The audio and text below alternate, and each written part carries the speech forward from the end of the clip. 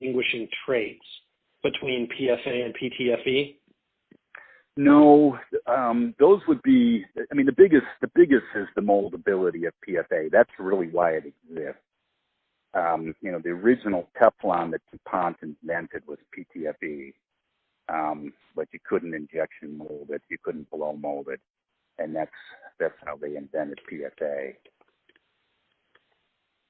or why they invented PFA. Okay, great. So that's very helpful. And then if we could expand the discussion a bit to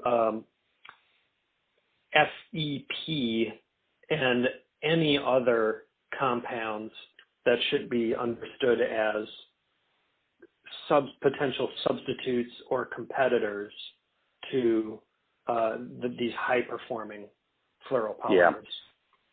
So FEP has a very similar profile to PFA. We worked with it at Nalgene Nunk. To be honest, I'm not sure what the difference is versus PFA. It's also an expensive resin. It's typically a little bit less expensive than PFA, which is why people would use it. And I don't remember this. I could find out. I think it might be a little easier to work with in terms of moldability. But that's I would view it as a strong alternative to PFA.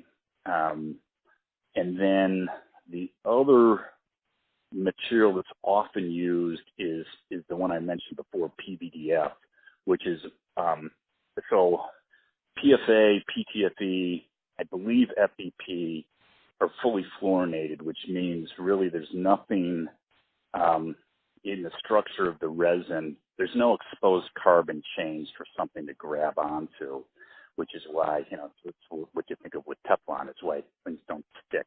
That's another benefit, by the way, that I just thought of is it has a very low coefficient of friction. So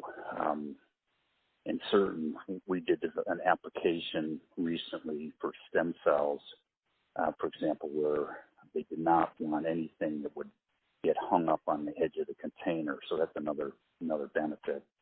But PVDF is less expensive. It's everything I told you about PFA. PVDF is just less. So it's not good at cold temperatures.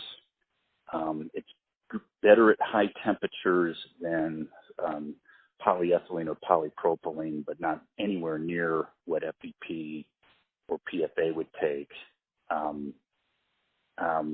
But it's got stronger chemical resistance than a typical commodity resin. So in these spaces, what you'll see is, depending on the application, the first choice is a commodity resin, either polypropylene or polyethylene, just due to cost.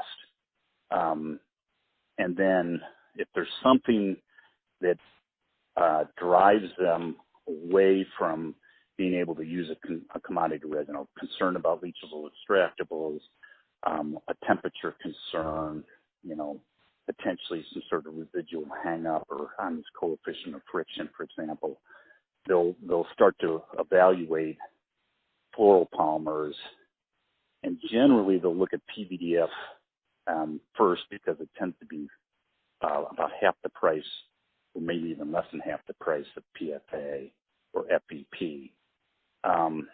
But it has a limitation. So I don't know if that answers your question, but.